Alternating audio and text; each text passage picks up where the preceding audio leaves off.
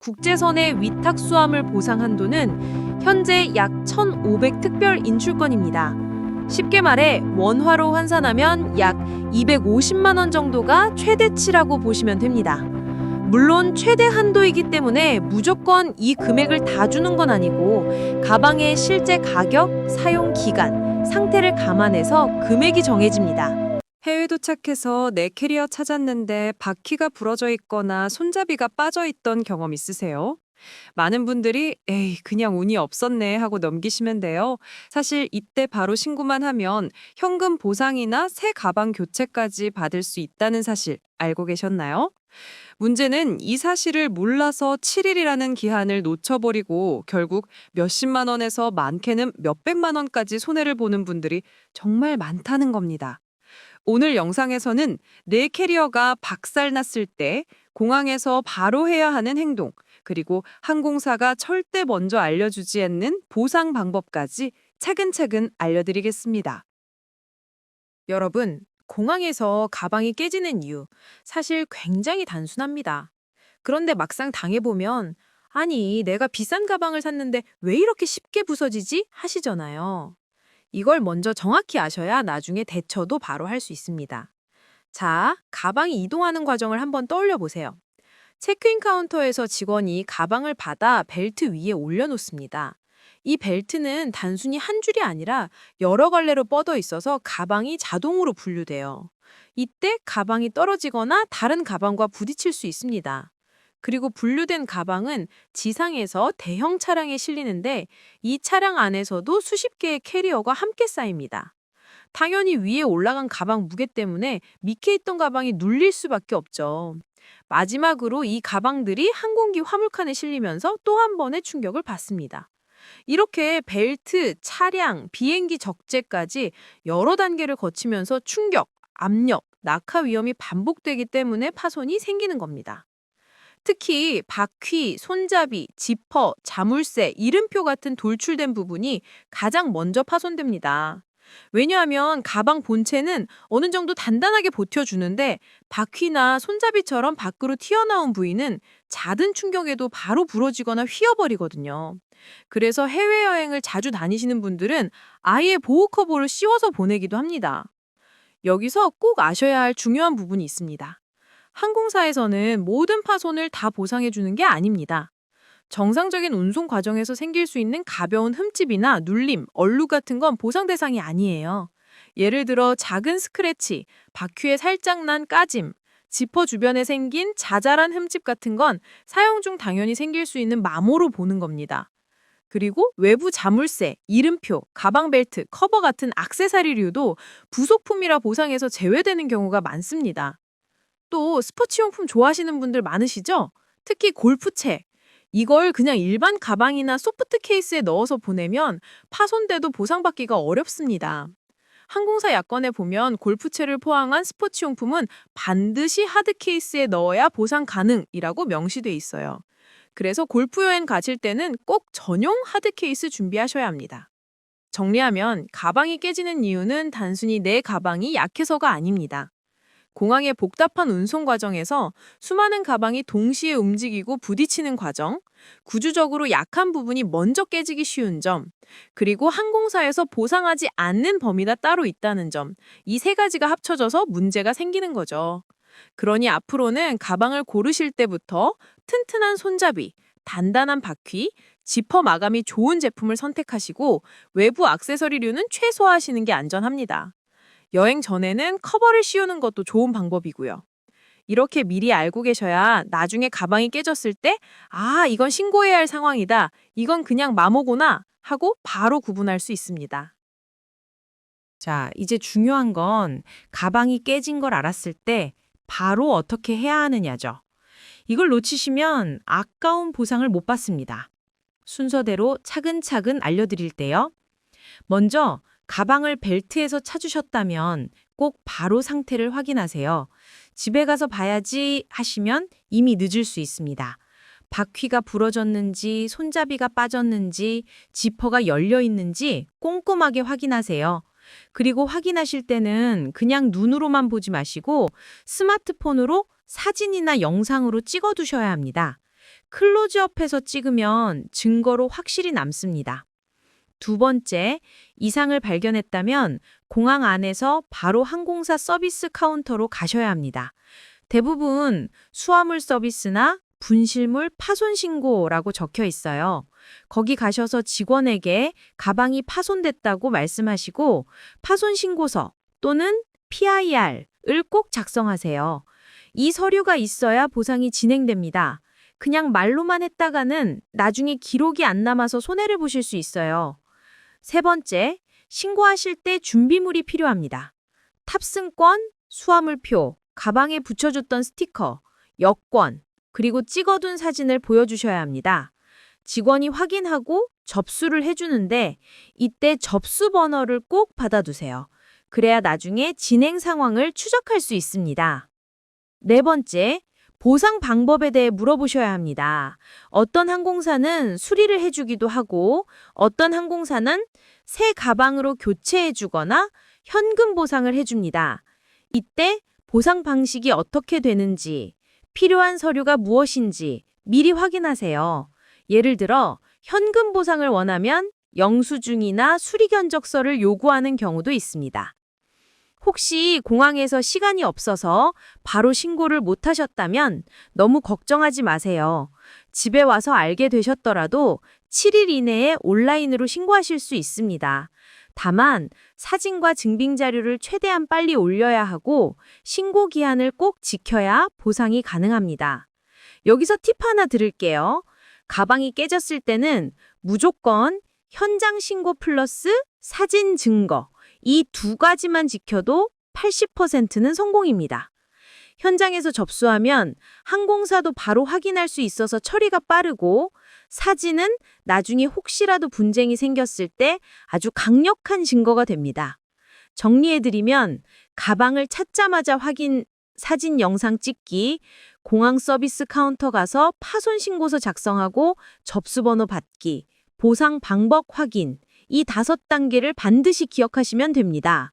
이 과정을 놓치지 않는 분들만 제대로 보상받으시더라고요. 그러니까 시간이 없으니까 그냥 가자 하지 마시고 꼭 몇 분만 투자해서 바로 신고하세요. 그게 수십만 원, 많게는 몇백만 원을 지키는 길입니다. 자, 이제 가장 중요한 부분이에요. 가방이 파손된 걸 알았을 때 언제까지 어떻게 신고해야 보상이 가능한지 알아야겠죠. 이 부분을 모르시면 그냥 가방만 깨진 채로 끝나버립니다. 먼저 신고 기한입니다. 국제선이든 국내선이든 기본 규정은 똑같습니다. 가방을 받은 날로부터 7일 이내에 신고를 하셔야 합니다. 여기서 중요한 건 7일 안에 꼭 접수가 완료돼야 한다는 거예요. 단순히 전화를 해놓고 끝나는 게 아니라 공식 신고서에 기록이 남아야 합니다. 그래서 공항을 나서기 전에 신고하는 게 가장 안전합니다. 그럼 어디에 신고해야 할까요? 만약 한 항공사만 이용했다면 간단합니다. 그 항공사 서비스 데스크나 홈페이지에서 접수하면 돼요. 그런데 여러 항공사를 갈아타고 오신 경우에는 헷갈리실 수 있죠? 이럴 땐 마지막으로 탑승한 항공사, 즉 최종 운송 항공사에 신고하셔야 합니다. 예를 들어 인천에서 대한항공을 타고 파리로 가신 뒤 파리에서 아시아나를 타고 다시 서울로 돌아오셨다면 아시아나에 신고하는 겁니다. 이제 신고 방법을 알려드릴게요. 2가지가 있습니다.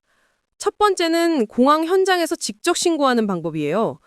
가방이 깨졌다는 걸 발견하셨다면 바로 항공사 수화물 서비스 카운터로 가셔서 파손 신고서를 작성하시면 됩니다. 여기에 탑승권, 수화물표, 여권, 그리고 사진 같은 증빙을 같이 내시면 돼요. 2번째는 온라인 신고입니다.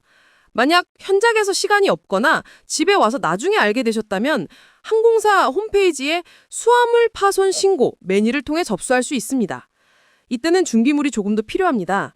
탑승자 이름, 편명, 날짜, 수화물표 번호, 파손 부위 사진, 가방 브랜드와 구입 가격 같은 정보를 적어야 합니다. 어떤 경우에는 구입 영수증이나 수리 견적서도 요구할 수 있으니 가능하다면 미리 챙겨두시는 게 좋아요. 여기서 팁 하나 더. 신고를 하실 때는 무조건 접수번호를 받아두세요. 공항에서 접수했든 온라인으로 했든 접수번호가 있어야 나중에 진행 상황을 확인할 수 있고 혹시 문제가 생겼을 때도 제가 몇 월 며칠에 신고했고 접수번호는 이겁니다 하고 말할 수 있습니다. 마지막으로 많이 하시는 실수가 일단 집에 가서 보고 신고해야지 예요. 그런데 집에 왔을 때는 이미 시간이 부족하거나 증거가 부족해지는 경우가 많습니다. 그래서 가장 확실한 방법은 가방을 받자마자 공항에서 확인하고 바로 신고하는 것입니다. 그게 제일 빠르고 완전한 방법이에요. 정리해드리면요. 가방을 받은 날로부터 7일 안에 신고해야 보상 가능. 여러 항공사를 이용했다면 마지막 항공사에 신고. 신고는 공항 현장 또는 홈페이지에서 가능. 사진, 수화물표, 탑승권 등 증빙 자료 꼭 준비. 접수 번호는 반드시 받아두기. 이 5가지만 기억하시면 당황하지 않고 제대로 보상받으실 수 있습니다. 이번엔 보상 범위에 대해 알려드릴게요. 가방이 깨졌는데 이게 과연 보상 대상일까? 아니면 그냥 안 되는 걸까? 이 부분을 정확히 아셔야 괜히 헛걸음 안 하고 또 받을 수 있는 보상을 놓치지 않으십니다. 먼저 보상 가능한 경우부터 말씀드릴게요. 바퀴가 부러졌다, 손잡이가 빠졌다, 지퍼가 완전히 망가져서 다치지 않는다, 혹은 가방이 크게 찌그러져 더 이상 사용할 수 없다. 이런 경우에는 보상 대상이 됩니다. 항공사에서 수리를 해주거나 새 가방으로 교체해주거나 일정 금액을 현금으로 보상해주는 방식으로 처리합니다. 이때 어떤 방식으로 보상할지는 항공사 약관과 담당자 판단에 따라 달라집니다. 반대로 보상에서 제외되는 경우도 있어요. 이 부분을 잘 모르셔서 왜 안 해주냐 하고 억울해하시는 분들이 많습니다. 항공사마다 조금씩 표현은 다르지만 공통적으로 경미한 마모가 가벼운 흠집, 눌림, 얼룩 이런 건 보상에서 제외합니다. 쉽게 말해 가방 표면에 긁힌 자국, 지퍼 주변의 작은 까짐, 표면이 살짝 눌려서 모양이 변한 정도. 이런 건 정상적인 운송 과정에서 흔히 발생할 수 있는 현상으로 보고 책임을 지지 않는다는 거죠. 또 하나는 부소풍 손상입니다. 외부 자물쇠, 이름표, 커버, 벨트 같은 액세서리는 가방 본체가 아니라 부소품이기 때문에 항공사에서 책임을 지지 않는 경우가 대부분입니다. 그러니까 여행 전에는 이런 액세서리는 너무 고급 제품이나 값비싼 걸 달아두지 않는 게 좋아요. 혹시 없어져도 보상 못 받으니까요. 그리고 스포츠 용품, 특히 골프채나 테니스 라켓처럼 부피가 크고 쉽게 파손되는 물품은 반드시 하드 케이스에 넣으셔야 합니다.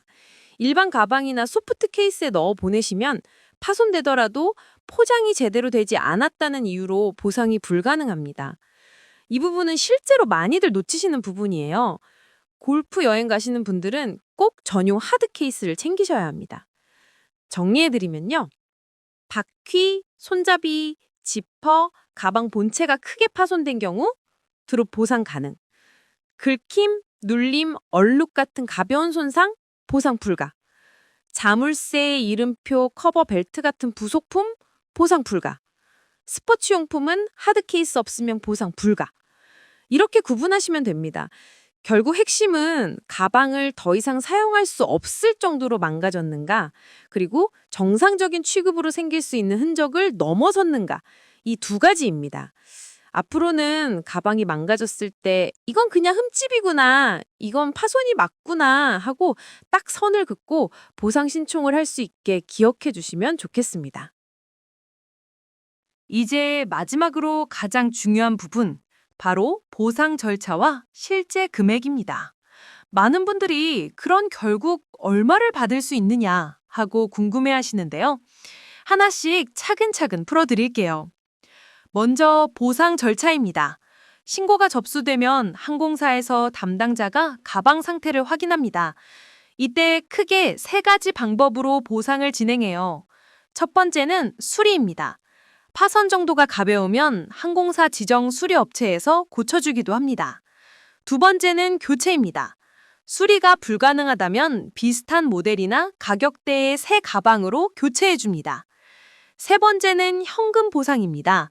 가방의 상태, 구입 시기, 브랜드, 사용 연한 등을 감안해서 일정 금액을 보상해주는 방식이에요. 이때 중요한 건 증빙 자료입니다. 구입 영수증이나 영수증이 없으면 수리 견적서라도 있으면 보상 금액이 좀 더 정확하게 산정됩니다. 만약 증빙이 없으면 대략적인 가격대를 항공사가 판단해서 책정하는데 이 경우 생각보다 적은 금액이 나올 수 있습니다. 그래서 고가 가방일수록 영수증을 꼭 챙겨두시는 게 좋아요. 그럼 금액은 얼마나 받을까요? 국내선은 각 항공사 야권에 따라 차이가 있는데 국제선은 전 세계적으로 적용되는 규정이 있습니다. 바로 몬트리올 협약이에요. 이 협약에 따르면 국제선의 위탁 수화물 보상 한도는 현재 약 1,500 특별 인출권입니다. 쉽게 말해 원화로 환산하면 약 250만 원 정도가 최대치라고 보시면 됩니다. 물론 최대 한도이기 때문에 무조건 이 금액을 다 주는 건 아니고 가방의 실제 가격, 사용 기간, 상태를 감안해서 금액이 정해집니다. 여기서 한 가지 꼭 기억하세요. 가방이 명품이라고 해서 무조건 제값을 보장받는 건 아닙니다. 예를 들어 수년 전 구입한 300만 원짜리 가방이라고 해도 감가상각을 적용해서 절반 이하만 보상될 수 있어요. 그래서 명품 가방은 항상 기내용으로 들고 타라는 말이 괜히 나온 게 아니에요. 또 하나, 일부 항공사는 수리나 교체 대신 임시 가방을 빌려주기도 합니다. 해외에서 여행을 계속해야 하는 경우에는 당장 쓸 수 있는 캐리어를 빌려주고 나중에 정식 보상을 진행하는 방식이에요. 이런 서비스가 있는지도 함께 물어보시면 좋아요. 정리해드리면요. 신고 후 항공사가 수리, 교체, 현금 보상 중 선택, 영수증이나 수리 견적서가 있으면 보상의 유리, 국제선은 몬트리올 협약 한도 약 250만 원 내에서 보상, 명품이라고 해도 감가상각 적용, 실제 보상액은 줄어들 수 있음, 임시 가방 제공 서비스가 있는 경우도 있으니 꼭 물어보기. 이 5가지만 기억하시면 보상 절차가 훨씬 명확해집니다. 결국 핵심은 증빙 자료와 기한 내 신고입니다. 이 2가지만 잘 챙겨두셔도 가방이 망가져도 당당하게 보상받을 수 있어요. 자, 오늘 내용 정리해 드릴게요. 여행 가방이 깨졌을 때 당황하지 마시고 3가지만 기억하시면 됩니다. 첫째, 가방을 받자마자 바로 확인하고 사진을 찍어두세요. 이게 가장 중요한 증거입니다. 둘째, 공항 서비스 카운터로 가셔서 파손 신고서를 꼭 작성하세요. 말로만 했다가는 기록이 안 남습니다. 셋째, 7일 안에 반드시 항공사에 신고하셔야 보상이 가능합니다. 기한을 넘기면 그 어떤 보상도 받을 수 없습니다. 그리고 기억하세요. 작은 흠집이나 얼룩은 보상이 안 되지만 바퀴가 부러졌다든지 손잡이가 빠졌다든지 가방 자체가 망가진 경우는 보상받을 수 있습니다. 명품 가방이라고 해서 무조건 제값을 주는 건 아니지만 영수증이나 수리 견적서만 챙기셔도 훨씬 유리합니다. 결국 핵심은 미리 알고 준비하는 사람만 돈을 지킨다는 겁니다. 여러분, 오늘 알려드린 내용만 기억하셔도 여행 가방이 깨져도 여행도 지키고 돈도 지키실 수 있습니다. 여러분은 혹시 가방 파손 경험 있으셨나요? 댓글로 경험을 남겨주시면 다른 분들에게도 큰 도움이 될 거예요.